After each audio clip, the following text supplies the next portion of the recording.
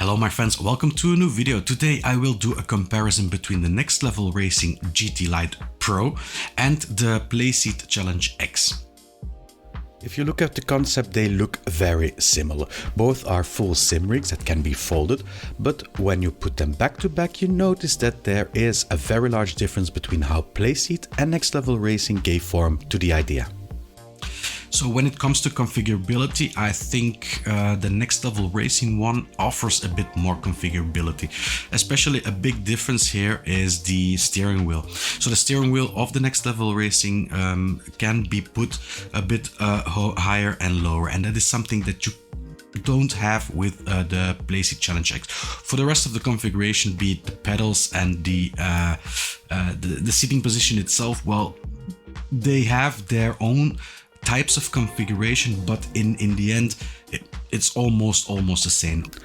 The GT Lite Pro certainly looks more traditional as a racing seat with its side support and bolsters, but for comfort I have a slight preference for the Playseat Challenge X as it was able to support my form better. For larger people, both in width as length, I think the GT Lite Pro will be a better choice for a more optimal position. When it comes to the configuration of the pedals, both have a good adaptation range, but the Playseat does have the ability to incline the pedal base to a handful of different positions, which is not possible with the GT Lite Pro. When looking at the build quality, both the rigs have a frame of thin tubes that hold up surprisingly well. At no time do you have the feeling that you might break either.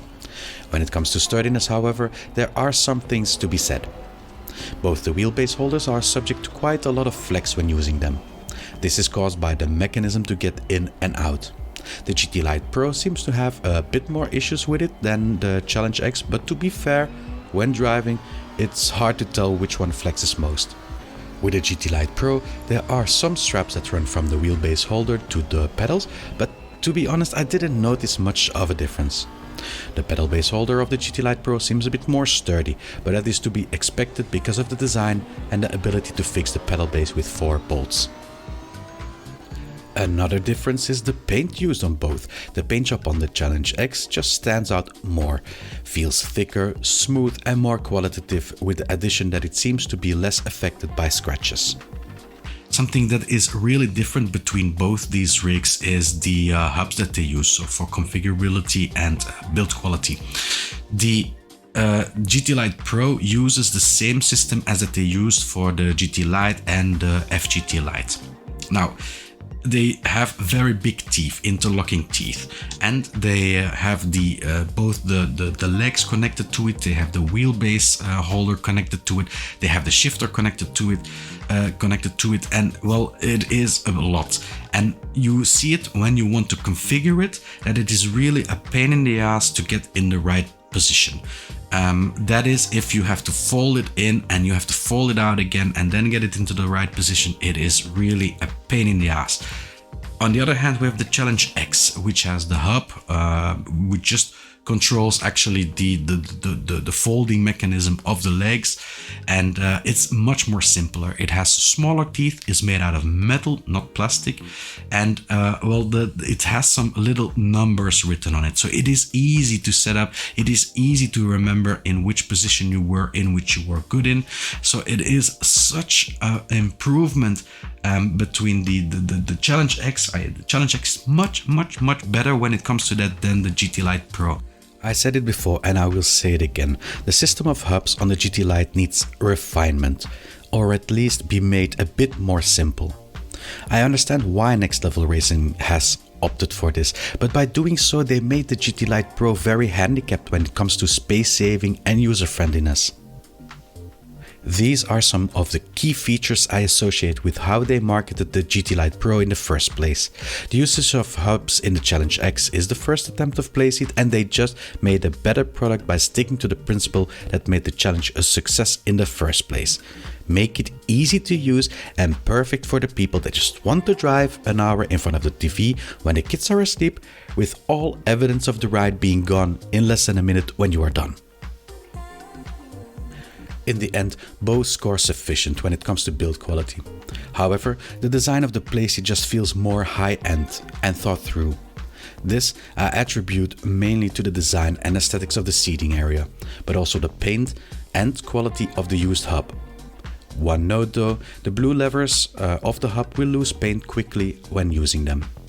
So the footprint of both these rigs is also a bit different. I mean, I need a full space here between my monitor and the back here for the GT Lite Pro. Whilst the Challenge, it takes a lot less space when it is folded out.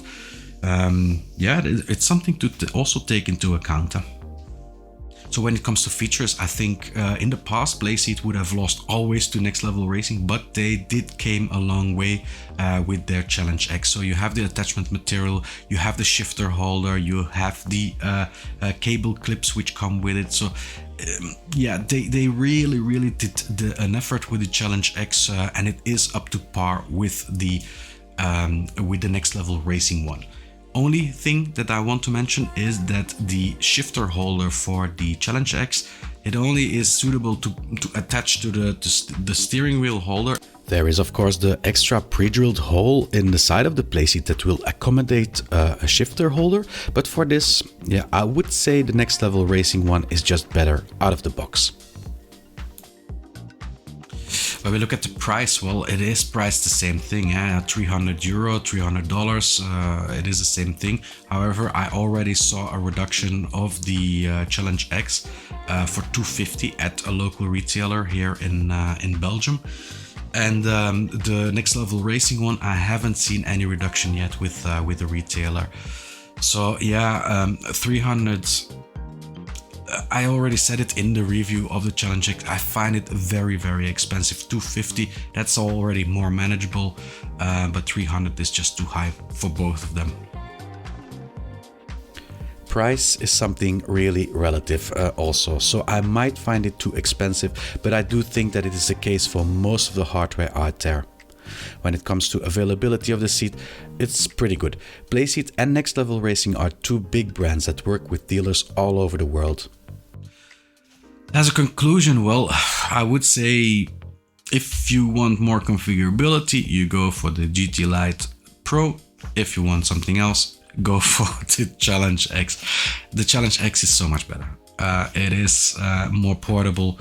It is more storable. It is cheaper. It is stylish, more beautiful. Of course, this is personal, but it is. And I mean, it's just so much more easy.